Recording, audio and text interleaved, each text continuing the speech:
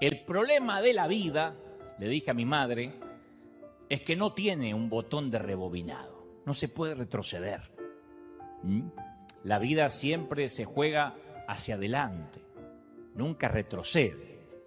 Una vez que se hace una movida, no hay retorno. Y cada día, cada segundo, conlleva su propia irrevocabilidad. Y digo siempre que el tiempo es nuestro único e indiscutible recurso, que no es renovable. ¿A dónde se fue el tiempo?, preguntamos cuando percibimos que hemos pasado años de manera equivocada o viviendo, en su defecto, de manera errática. Y la respuesta, por supuesto, es que el tiempo se fue al mismo lugar que siempre se fue. Al final de cada día, una casilla más del calendario pasa de la columna del futuro a la columna del pasado, de posibilidad a historia. Y todos los momentos pueden recordarse, celebrarse o lamentarse, pero nunca se pueden recuperar. La vida es uno de esos juegos en los cuales uno solo puede avanzar.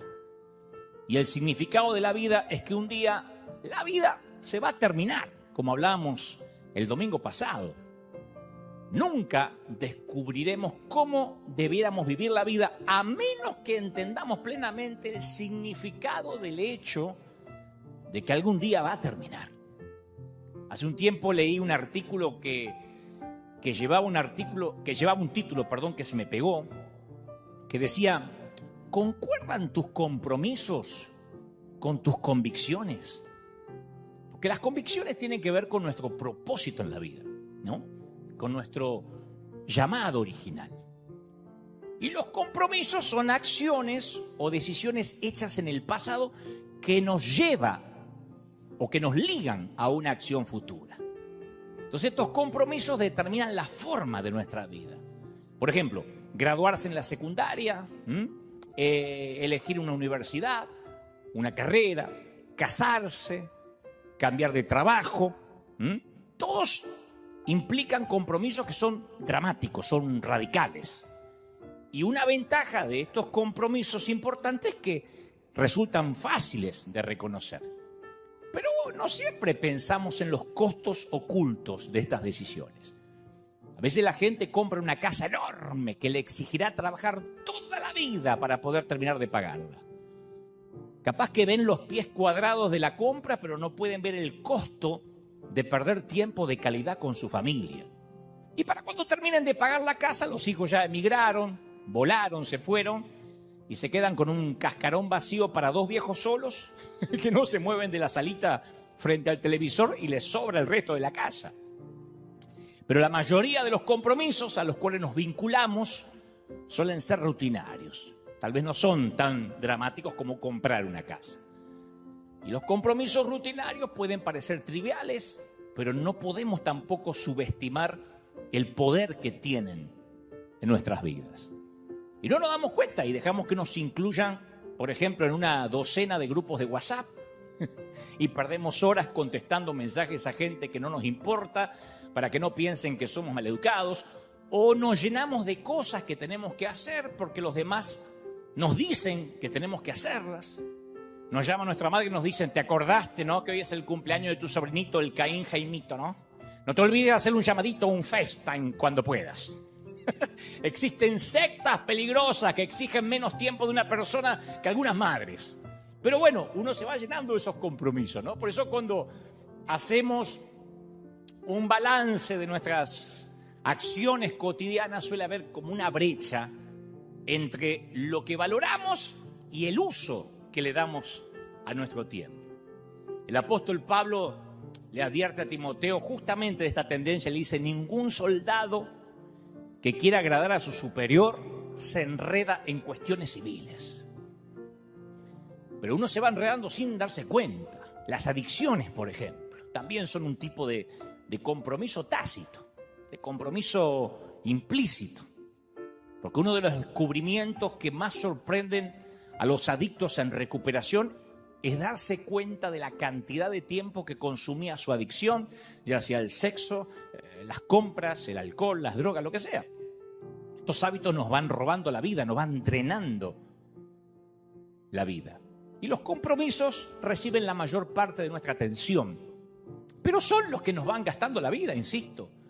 Pero como son tantos, y como se presentan a diario, e individualmente se ven tan, no sé, tan nimios, tan pequeños, no percibimos la brecha que empieza a crecer entre lo que decimos que más nos importa y lo que en realidad estamos haciendo con nuestra vida. Es decir, la brecha, insisto, entre nuestras convicciones profundas y los miles de compromisos que nada tienen que ver con esas convicciones que decimos tener. Entonces un día la vida nos vamos dando cuenta que la vida se nos va pasando y nos vamos llenando de cosas que no queremos hacer, pero que todos los días las hacemos otra vez y las repetimos. Son una suerte de malezas en el césped de la vida. Se multiplican sin nuestro permiso y sin que nos demos cuenta van trepando, lo envuelven todo, nos asfixian. Y esos compromisos que nos roban la vida no son biodegradables. Se quedan ahí dando vueltas, al igual que los envoltorios plásticos y los envases de poliestireno, quedan dando vueltas y vueltas y no importa cuán importante, rico o poderoso o atractivo o atractiva que seas, el tiempo no espera a nadie.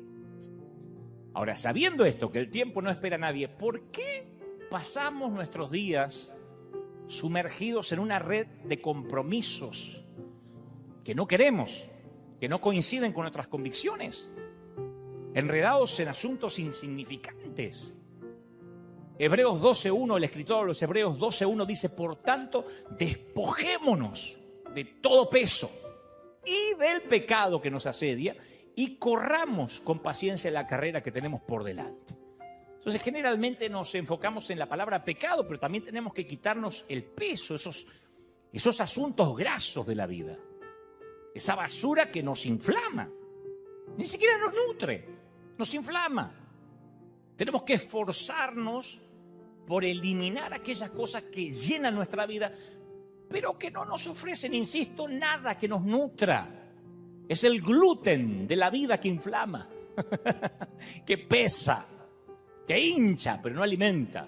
Y que además, por cierto, nos agota, nos drena, nos vampiriza, nos carga. Y esto a su vez crea una condición que se llama inercia activa.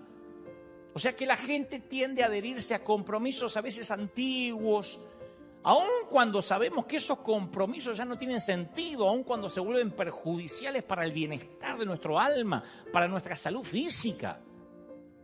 Pero no sé cómo va pasando. Pero entre la cuna y la tumba se nos va llenando la vida de tengo que ir y cumplir, sino que va a pensar la gente. Hay que pasar la fiesta con ellos porque siempre la pasamos con ellos, aunque no tengamos ganas de pasarla con ellos. Y como dije una vez, y a mí me gusta esta idea, por eso soy monotemático con el tema, nosotros fijamos el presupuesto emocional que vamos a invertir en nuestra vida, no los demás. Si hay gente o existe gente que nos hace sentir obligados a dar afecto, a dar atención, entonces necesitamos tomar distancia. Y grabate esto, te lo voy a decir otra vez, creo que lo voy a decir hasta que esté muy viejo, porque a mí me resolvió la vida. Es uno de los grandes axiomas, uno de los grandes proverbios que yo uso a diario. Jamás llames, escribas o hables con alguien motivado por la culpa. No es el motor que te tiene que llevar a hacer algo. Si no es por amor ni es por culpa, no sirve. Te drena, ni le sirve a la otra persona, ni te sirve a vos. Y quedar en bancarrota emocional por hacer que alguien se sienta bien, a veces puede sonar noble, pero no lo es. Entonces nuestra agenda de compromisos comienza a llenarse de cosas que hacemos por culpa, por lástima, o en el peor de los casos, por el qué dirán. Entonces tenemos que aprender a quitarnos ese sentimiento de endeudamiento eterno con los demás. Como dijo una vez, esa suerte de hipotecas almáticas, que nunca terminamos aparte de pagar. Siempre estamos debiendo algo para alguien. Y todo eso continúa hasta que nos topamos con una crisis. Y en ese momento que viene una crisis, un infortunio, ahí encontramos tiempo para cambiar. Ahí se nos ordenan los patitos. Un padre ocupado que nunca tiene tiempo para la familia, de pronto su hijo se mete en drogas y de repente ese papá ocupado encuentra el tiempo necesario buscando clínicas de tratamiento y centros de rehabilitación. Ahora sí tiene tiempo, tiene que hacerse de tiempo. Una pareja que estaba demasiado ocupada para dedicarse tiempo a sí mismo entre ellos, de repente encuentra cantidades enormes de tiempo para abogados y eternas horas en la corte cuando el matrimonio se deshace. Un adicto al trabajo, un compulsivo del desempeño, de repente dispone de 24 horas libres al día para cuestionarse o preguntarse el significado de la vida cuando en el diagnóstico del consultorio o del laboratorio médico viene la palabrita maligno. Y un día, por supuesto, nos enfrentaremos a la crisis suprema. Nuestra vida terrenal terminará y estaremos frente a Dios. La historia de Jesús sobre el rico insensato es la historia de un hombre que se encamina directo hacia una crisis, como un marinero que está admirado de la solidez de su yate un par de metros antes de caer por las cataratas del Iguazú o las cataratas del Niágara. Si esperamos lo suficiente, la crisis va a venir.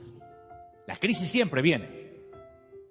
Por eso es mejor no esperar que vengan para replantearnos la vida que estamos viviendo. Entonces yo te hago una pregunta sincera. A esta altura ya te puedo hacer una pregunta sincera. ¿Alguna vez pensaste en dónde vas a pasar tus últimos días en esta tierra? ¿En qué lugar físico? Porque nadie sabe ni cómo va a morir, ni en dónde, pero si vamos a la estadística, lo más probable es que sea en la cama de un hospital. Así que es posible que tus horas finales las pases rodeado de aparatos, en una cama de hierro, conectado a un respirador. Y yo he estado varias veces en la línea de llegada de mucha gente. La llegada del final de la vida, ¿no? Y el patrón apenas varía. Así que primero voy a contarte lo que nunca pasa en esos momentos. Te voy a contar lo que nunca, bajo ningún concepto sucede. Nunca yo he escuchado a alguien decir: Dante, ¿me podrías traer el diploma de la universidad? Yo quisiera morir abrazado a mi diploma, ¿viste? Porque fui muy feliz con el doctorado. Y quiero morir sabiendo que soy doctor. Nadie me dijo nunca: ¿me podrías traer algo de mi dinero del banco en efectivo? Te doy la tarjeta y sácame todo lo que puedas.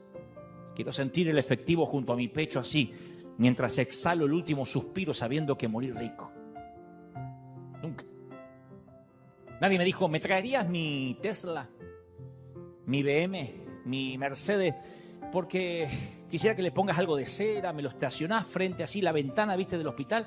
Porque pasé tantos lindos momentos en ese auto que quiero que sea lo último que vea antes de morir. Nadie me dijo: ¿me traerías el último estado financiero de mi banco? Pedí con qué saldo me estoy muriendo. Quiero leerlo, quiero estar tranquilo antes de partir. ¿Entrarías a mi Instagram y me decís cuántos likes tiene la fotito que me saqué hace unos meses comiéndome un helado? No. Definitivamente esas no son las conversaciones que tienen lugar al final de la vida. ¿Vos querés saber de qué habla la gente? No importa si son evangélicos, católicos, musulmanes, judíos, protestantes, fundamentalistas, conservadores, testigos de Jehová. Toda la gente que está en la última estación de la vida únicamente hablan de dos cosas. Quieren saber dos cosas: si están bien o mal con sus familias, con sus hijos especialmente, y luego si están listos para encontrarse con Dios. Nadie muere ateo bajo fuego. Casi nadie dice: ¿qué me importa que me coman los gusanos? Aún el más ateo te dice: ¿harías una oración? ¿Rezarías por mí por las dudas? Como que no saben qué hay del otro lado del sol. Pero todos quieren saber si están bien con su familia, con sus hijos, y después si están bien con Dios. Son las únicas conversaciones en la cama de un hospital. ¿Qué legado voy a dejar? Esa es la pregunta recurrente. Y yo te hago esa pregunta, quiero que nos hagamos esa pregunta. Cuando miramos o cuando miremos por el espejo retrovisor de nuestra vida, ¿vamos a ver un legado que nos deje una profunda satisfacción o vamos a ver un puñado de días caóticos, llenos de cosas que no le importaban a nadie? Entonces tenemos que simplificar nuestra vida lo más posible. Solo tenemos un intento en esta vida. Señores, no se permiten ensayos. Y tenemos que escoger una vida con propósito. Porque nuestra última escala, nos guste o no, nuestra última escala, posiblemente no importa dónde vivas, posiblemente tu última escala sea una cama de hierro, con un colchón muy finito, bajo un techo que no es el tuyo. Y cerca de otras camas similares en los cuales yacen extraños. A lo mejor, si tenés suerte, separados por un biombo, si no todos juntos. Y te doy mi palabra, que primero te preguntarás si estás bien con tu familia y si le dejaste un legado, ni siquiera una herencia, un legado a tus hijos. Y luego, una sola cosa te va a importar. Y la familia también va a pasar a segundo plano. Una sola cosa te va a importar porque a donde vas no puede ir tu familia. En esta ocasión. Querrás saber si estás a cuenta con Dios para irte a casa. Vos imaginate si en tu epitafio pusieran los años que perdiste con compromisos que no querías. Te quedarías asombrado. Yo de chiquito tenía una tía que tenía a su vez un hámster, ¿no? Que mi papá nunca me dejó tener porque decía que eso era tener una rata amaestrada en casa. Pero el hámster subía una gran rueda y mientras corría la rueda se movía. Era todo lo que hacía. Yo pasaba las tardes en la casa de la tía y el hámster lo único que hacía era correr y correr en una rueda. El hámster promedio corre más de 14.000 kilómetros en esa rueda toda su vida y siempre está en la misma jaula. Y lo mismo sucede cuando aquello que llena nuestra vida no coincide con nuestras convicciones. Es una vida de carrera frenética que no llega a ningún destino. Mateo 6:33, mejor dicho, el Señor en Mateo 6:33 dijo: mas buscad primeramente el reino de Dios y su justicia, y todas estas cosas serán añadidas. Entonces el tema dominante son ¿qué? Las prioridades, otra vez. ¿Qué es lo más importante para nuestro corazón? Bueno, Jesús tiene una receta simple: poner las prioridades en orden. Y después dejar que las fichas caigan en su lugar. Y al hacer esto, todo lo demás llega de manera orgánica. Todas las demás cosas os serán añadidas. Pues si puede ser tan simple. ¿Podría una fórmula tan simple dar tanto resultado? Bueno, si no es así, tendríamos que dejar de leer la Biblia. ¿Nunca te preguntaste si todo el mundo vive las mismas horas al día? ¿Por qué hay gente que parece que hace más cosas que los demás? Viste que hay gente que a lo mejor me está mirando y dice: a mí no me alcanza la vida, y veo que otros hacen más cosas, consiguen más, tienen más. Si el tiempo, te lo voy a poner así, si el tiempo es la unidad monetaria de los logros, ¿por qué algunos parece que tienen más monedas que otros? Y yo tengo la respuesta y te la voy a regalar. Simplifican. Reordenan las prioridades y simplifican.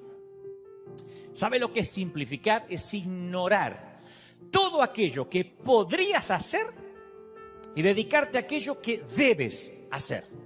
Dejar de lado todo lo que podrías, que estoy convencido que es mucho, y enfocarte en lo que debes hacer. Esa es la manera de vincular lo que uno hace con su llamado. Entonces los que se abocan a una vida pequeña es porque hacen un poquito de todo, picotean por todos lados. Son aprendices de todo, como dijo alguien, y maestros de nada. Yo estaba leyendo, siempre me fascina la vida de Steve Jobs, por todo lo que nos dejó como inventos, como tecnología, y nadie logró simplificar más que Steve Jobs. La historia cuenta que después de su regreso a Apple en 1997, él hizo que la empresa pasara de tener 350 productos a solo 4. ¿Sabe lo que es eso? 350 productos Estar fabricando 350, es decir, solo vamos a fabricar 4, esos son 346. No vamos a hacer más de eso. 346, no. Se enfocaron en 4 productos. Las Mac, los iPod, los iTunes y los iPhone. Y siempre tienen un solo producto hasta la fecha como novedad en toda la línea que mueve el resto. Viste que la novedad siempre genera un efecto de halo místico sobre el resto. Es como la nave insignia que facilita que el usuario prefiera los productos de Apple. Si tu empresa no sabe lo que es más importante, vas a diversificarte en cientos de cosas, pero nunca vas a ser bueno en ninguna. Es como aquellos restaurantes que quieren cocinar de todo un poco para atraer más clientela y hacen pupusa para los colombianos, los venezolanos, hacen unos choripanes para los argentinos y también hagamos unos taquitos para los mexicanos. Bueno, van a traer un poquito de todos y al final no son los mejores en ningún plato y no termina yendo nadie. Pero el restaurante gourmet, que es especialista en la pasta italiana, se especializa en la pasta italiana, en la carne, si es argentina mejor, o en los productos de mar, atraen a los paladares exquisitos. Y en la vida es exactamente lo mismo. En River, te voy a contar no es una infidencia, pero quizás sea la primera vez que lo diga en público fuera de nuestro liderazgo. En River, y en la pandemia, hemos aprendido a simplificar. Hemos entendido que la iglesia no puede regresar, por lo menos nosotros, no estoy haciendo un juicio de valores de los demás ministerios o el resto de las congregaciones, pero hemos llegado a la conclusión de que no podemos volver a lo que era antes, porque el mundo ya nunca volverá a ser lo que era antes. Es como pretender, después del 11 de septiembre, el fatídico 9/11, pretender viajar como viajábamos antes del atentado. Y pensar que va a llegar un momento que no nos vamos a tener que sacar más los zapatos para subir un avión, para pasar la seguridad, o que vamos a poder abordar un avión sin pasar por el detector de metales. Es imposible, el mundo cambió a partir de aquel día. Y el mundo cambió a partir de la pandemia, la gente cambió. Entonces nosotros hemos decidido, o hemos llegado a la conclusión, de dividir nuestra pizarra en 3. En River, le dije a todo el liderazgo, nos vamos a enfocar en 3 cosas. 3 cosas. Dividimos la pizarra en 3. Poquito menos que Apple. Las almas, o sea, la gente rota, la palabra, la predicación y bautizar gente. Las almas, la palabra y bautizar gente. 3 cosas. Es todo lo que vamos a hacer, a menos que Dios nos cambie la orden, por supuesto, hasta que Cristo venga. O hasta que nos toque partir. Habrá otras iglesias que se enfoquen en grupos pequeños, lo celebramos. En la consolidación, lo celebramos porque eso tiene que existir, porque todos formamos un cuerpo en la multiforme gracia de Dios. Otros tendrán células, otros congresos proféticos de empoderamiento, conciertos. Pero nosotros nos vamos a enfocar en 3 cosas. Las almas, la palabra y bautizar gente. Y no viven preguntando qué otras actividades van a tener y van a hacer reuniones de esto y van a hacer reuniones del otro. Y hemos decidido que nosotros, en nuestro caso, no seremos un club de actividades para gente aburrida. Vamos a hacer un escuadrón de búsqueda especialista en rescatar almas rotas, gente. No porque seamos los mejores, porque esa es nuestra asignación.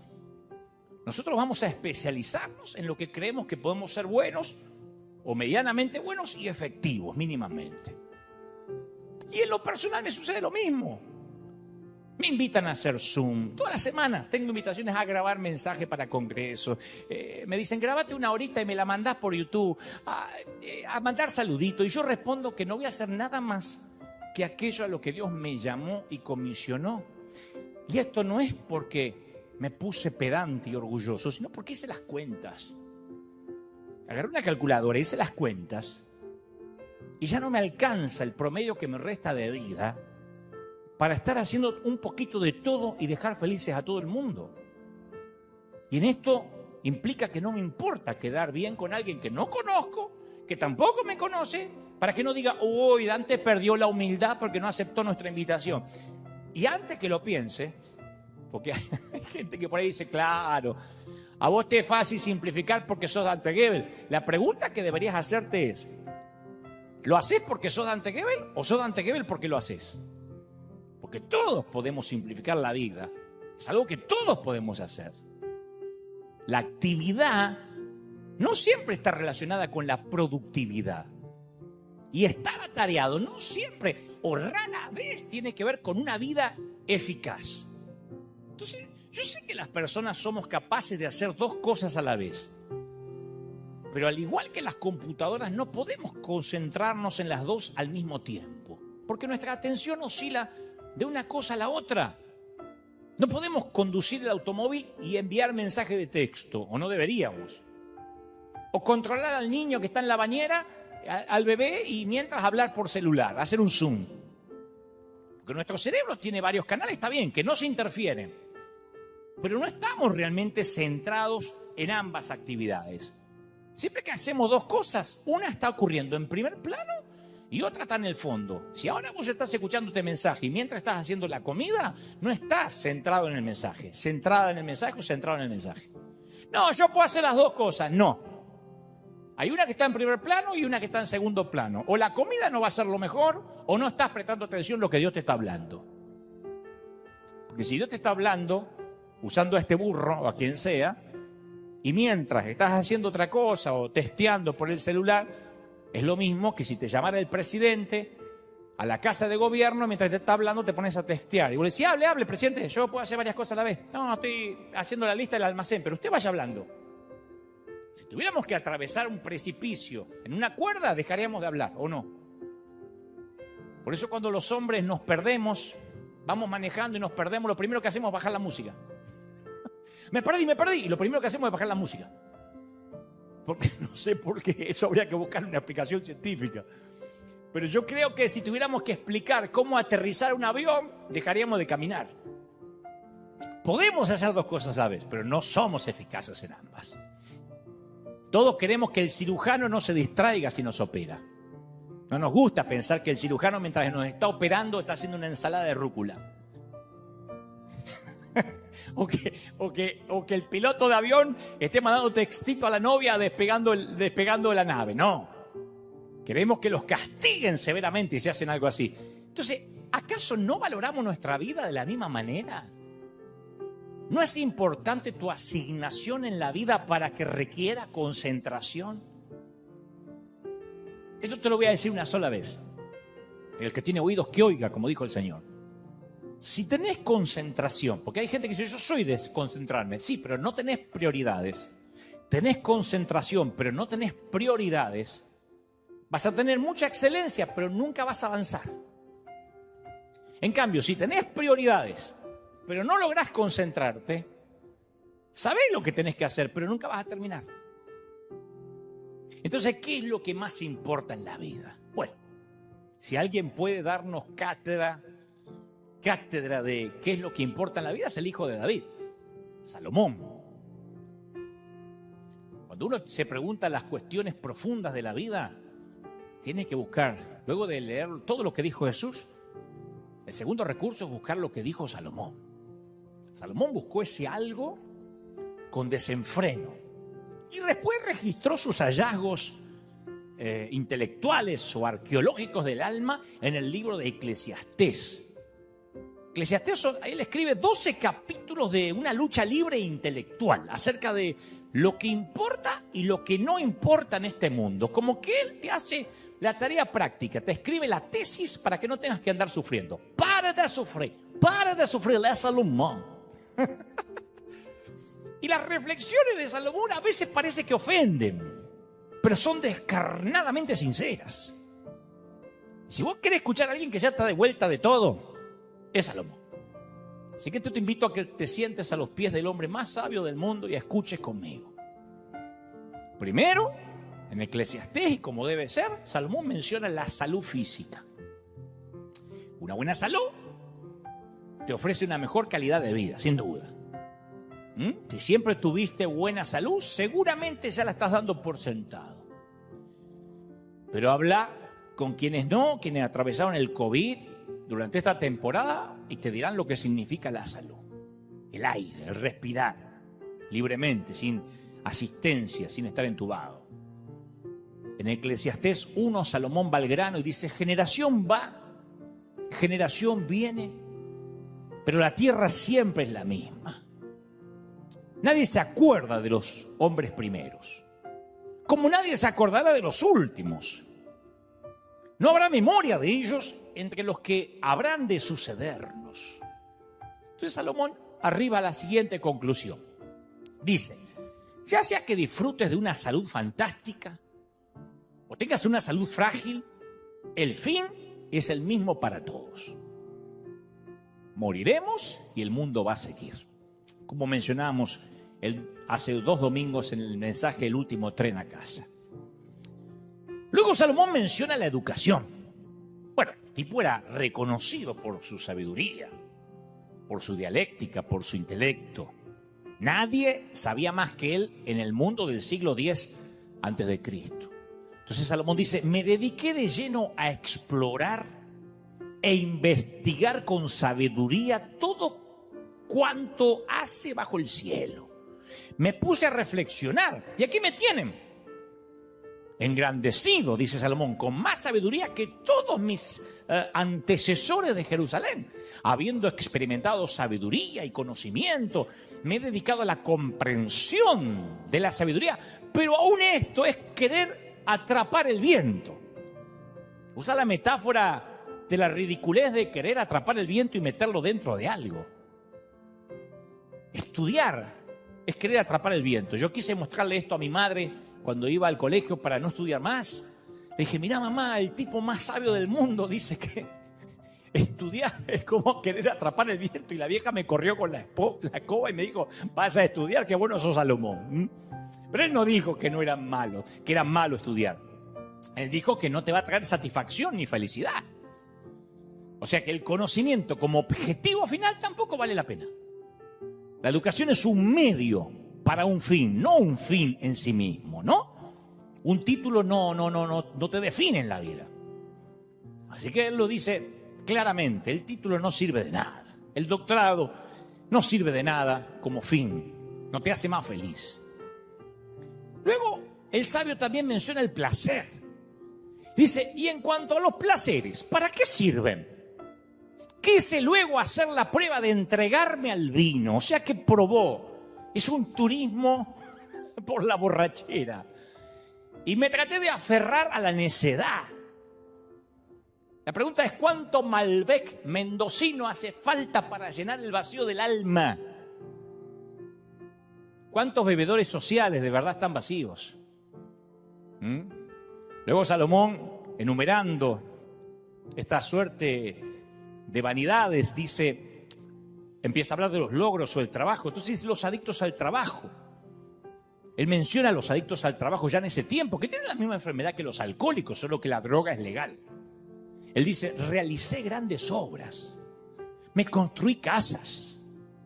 Salomón dice, me planté viñedos, cultivé mis propios huertos y jardines y en ellos planté toda clase de árboles frutales. El tipo no construyó una casa, sino varias mansiones y suntuosas. Cada vez que me toca estar al lado de la cama de alguien que está por tomar su último tren, si es que tiene la providencia de estar consciente, yo suelo preguntarle cuáles son sus remordimientos. Pero no lo hago para mortificarlo, sino para aprender. Y la mayoría coincide y dicen algo como, estuve tan ocupado intentando mejorar el estándar de vida de mi familia que antes que me diera cuenta, mis hijos crecieron, se fueron, se emanciparon y nunca llegué a conocerlos. Y ahora están demasiado ocupados para mí. Y pasa que algunos acontecimientos se presentan a veces acompañados con una alarma, con un sentido de urgencia. Un mensaje de texto que hay que responderlo ahora. Un nivel de colesterol que está muy alto y hay que bajarlo ya. Pero el llamado a amar casi nunca viene acompañado de urgencia. Siempre decimos que podemos procrastinar, dejarlo para después. Y a lo mejor te perdiste la oportunidad de sentarte en el piso con tu hijo para jugar a la lucha, mirar una película infantil o escuchar cómo le fue hoy en la escuela. Y vos decís, bueno, pero ya habrá tiempo para eso cuando todo se calme, ahora estoy tapado de deudas. Y a lo mejor ya pasó mucho tiempo desde que tuviste una conversación profunda con un muy buen amigo, de esos que podés ser vos sin fingir. Esos que podés abrirle el corazón. Y vos decís, sí, ahora que lo mencionás lo tengo que hacer un día de esto. En un día de esto nos tenemos que juntar a comer. Lo que pasa es que ahora estoy muy ocupado. ¿Le alimentaría el corazón a tus viejos padres? O a uno de los dos, si está vivo, tomaras el tiempo de expresar el amor que le tenés? Sí, lo tengo que hacer. Tengo un día de esto, tengo que ver a la vieja o ver al viejo, pero pasa que mi vida está muy llena ahora. Y así la vida se va pasando. Los hijos se van, los buenos amigos se cansan y desaparecen, y los viejos se nos mueren. ¿Vos creés que se recuperan cosas? ¿O crees que se recuperan momentos, que se pueden rebobinar los momentos como contarle un cuento a tu nene de 5 años antes de acostarlo? ¿Vos crees que es igual una fiesta de cumpleaños de 6 años cuando tiene amigos imaginarios que el cumpleaños de tu hijo a los 17, que es igual?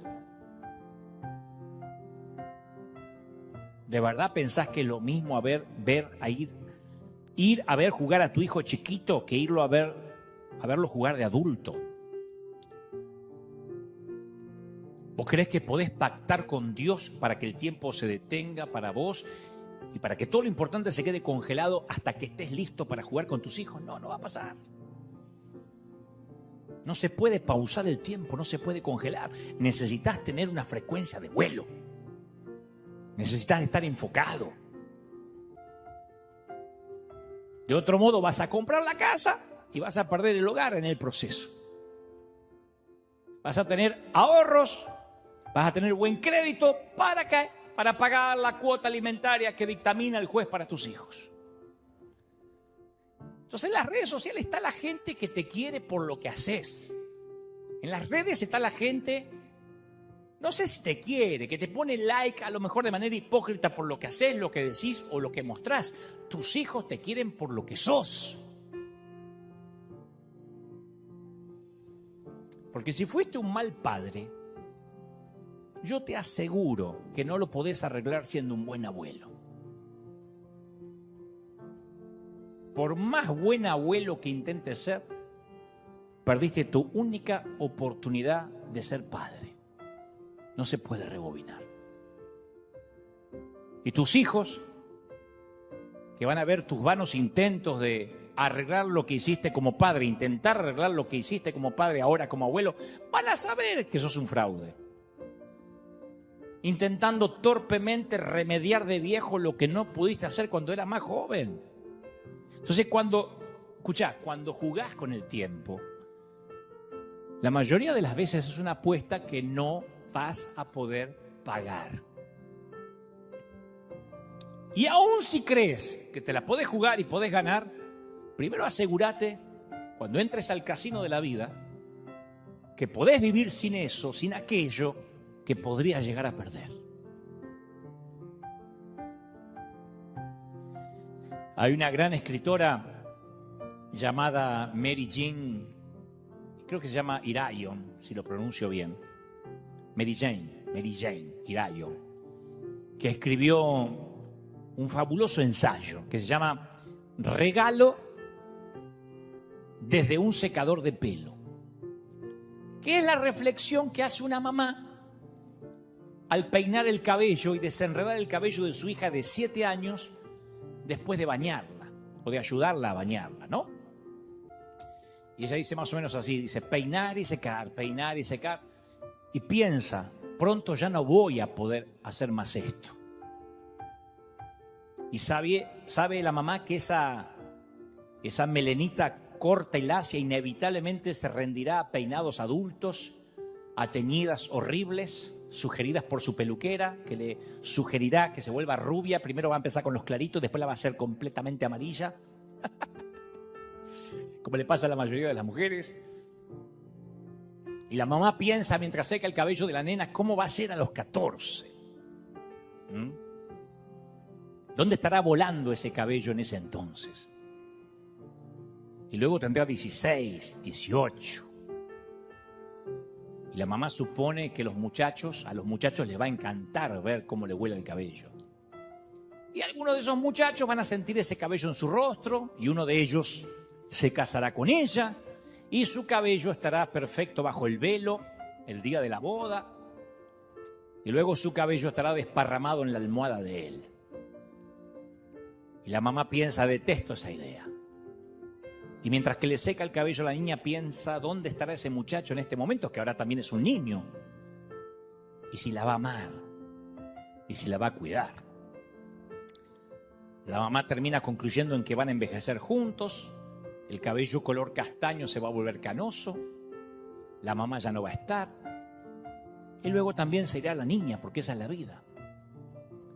Y todas las lágrimas del mundo le anegan los ojitos por un segundo mientras apaga el secador de pelo a la vez que hunde su rostro en los cabellos tibios de la niña como si pudiera, no sé, congelar, sellar ese momento para que no lo afecte el tiempo, pero no puede. Señores, el tiempo no da treguas a nadie y como dije, no tiene botón de rebobinado.